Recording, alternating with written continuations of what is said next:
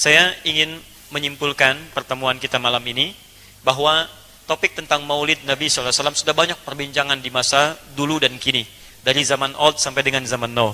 Banyak perbincangan di dalamnya. Kita tidak harus berselisih untuk membincangkan itu kembali. Kita harus menyikapi bagaimana mengambil jalan tengah terbaik untuk kemudian kita amalkan dalam kehidupan. Gembira dengan hadirnya Nabi, gembira dengan lahirnya Nabi itu pasti, karena orang yang menolak kehadiran Nabi tentu dia kufur. Maulid artinya waktu Nabi dilahirkan. Maulud itu baiknya. Jadi secara bahasa mustahil kita menolak maulid dan maulud. Kita mengakui ada maulid, kita mengakui ada maulud.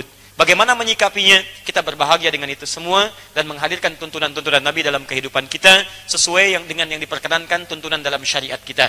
Budaya bisa berbeda. Kalau budaya itu mengantarkan pada wasilah mendekatkan kita pada Al-Quran dan Sunnah, maka budaya itu bagian dari yang benar untuk kita gunakan.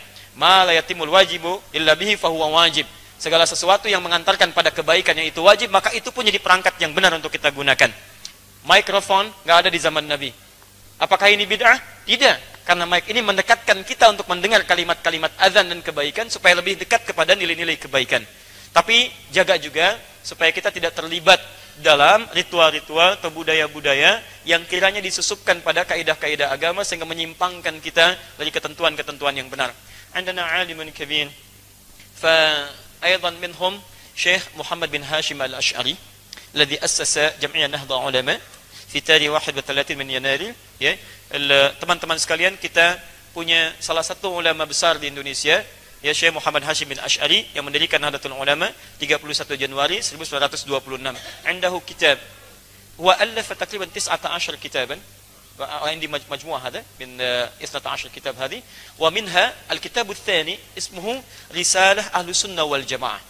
Di antara 19 kitab ini ada kitab yang kedua namanya Risalah Ahlus Sunnah wal Jamaah fi safhatil 11, di halaman yang ke-11, ya, al-faqrah tsaniyah, paragraf yang kedua, fil wasat, baris 1 sampai dengan baris kelima, ya, satr wahid ila al-khamsah, ya, fil yamin, di sebelah kanan. Beliau berikan keterangan kepada kita tentang amalan-amalan bid'ah yang ada di masyarakat Jawa, tentang bab faslun bi zuhuril bid'ah fi ardi Jawa wa intisharha wal mubtadi'in fiha. Antum mulai dari halaman yang ke-9, ibda min safha at-tasi'ah, mulai dari halaman ke-9 langsung buka halaman ke-11-nya. Antum akan temukan di situ, kata beliau, di antara bid'ah itu ada ajaran-ajaran yang menyimpang. Misal al-hulul wal ittihad, ya, merasakan ada datangnya sesuatu kepada kita sampai mengatakan puncaknya saya adalah Allah. Ya, kamu siapa? Saya Allah. Allah sedang apa? Allah sedang makan.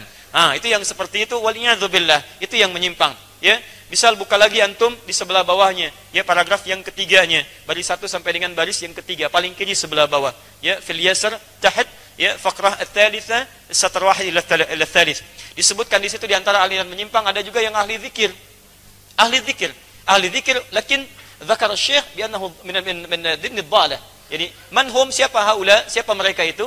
Yaitu humul ladzina, ya, mereka itulah orang-orang yang yasifuna anfusahum, mereka menyebut dirinya sendiri, ya, sudah sampai hum yasilu ila darajah, yani haitsu innahum wasafu anfusahum bi annahum qad ta'allaqa billahi subhanahu wa ta'ala. Wa bisabab hadhihi at-ta'alluq fala yantabiqu alaihim al-amr wan nahy. Ya, karena aksar min Nabi sallallahu alaihi wasallam. Jadi mereka merasa sedang ada hubungan dengan Allah Subhanahu wa taala, karena banyak berzikir merasa dekat dengan Allah, wasafa qalbuhu, dia merasa bersih hatinya dan tidak berlaku perintah dan larangan lagi. Jadi kalau antum temukan orang ahli zikir tapi enggak salat, kata Syekh Hasim Asy'ari, itu orang sesat, jangan diikuti. Antum temukan walaupun misalnya gelarnya kiai, pakai jubahnya selebar Batman bahkan lebih misalnya, ya, misal, terus dia berzikir dan sebagainya, zikir-zikir tiba-tiba enggak salat, azan datang dia enggak salat. Syekh, kok tidak salat? Kan sudah azan. Nanda baru latihan. Kalau saya, jasad sedang salat tapi roh, jasad sedang bicara tapi roh sedang salat di hadapan Allah. Nah, kalau kata beliau, kalau ada aliran yang seperti itu yang menyimpang. Zikirnya tidak menyimpang, tapi kalau zikir menjadikan aliran otak kita konslet, itu yang menyimpang, ya. Jadi teman-teman sekalian, maka jauhi segala hal yang tidak baik untuk kita. Kalau ada budaya yang bagus, ambil.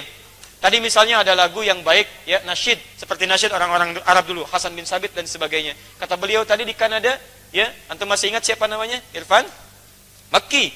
Ya, beliau menyanyikan nasyid yang sangat bagus. Bahkan pernah antum dengar ada kisah Michael Jackson katanya, dia masuk Islam menyanyikan lagu, padahal lagunya lagu Irfan Makki tentang haji. Ya, begitu disampaikan tentang nasyid itu, Anda tahu apa yang terjadi? 2 orang perempuan di Kanada masuk Islam. Hanya mendengar itu. Ketika ditanya kenapa masuk Islam, terbuka hati saya ketika mendengar kalimat-kalimat yang disampaikan Irfan Makki, menjelaskan keindahan Islam. Ada aura kebaikan, ada nilai-nilai kebaikan. Lalu apakah antum katakan wasilah itu bid'ah? Antum sendiri belum pernah mengislamkan orang. Dia dengan kalimatnya orang masuk Islam. Lalu antum katakan orang mengislamkan orang lain dengan bid'ah. Antum dari ujung rambut sampai ujung kaki bid'ah. Ya, di teman-teman sekalian, kalimat bid'ah mesti kita jaga. Yang benar-benar tertolak kita tolak. Yang baik kita ambil, dan frame kita tetap Al-Quran dan Sunnah Rasulullah SAW. Sepakat sampai sini?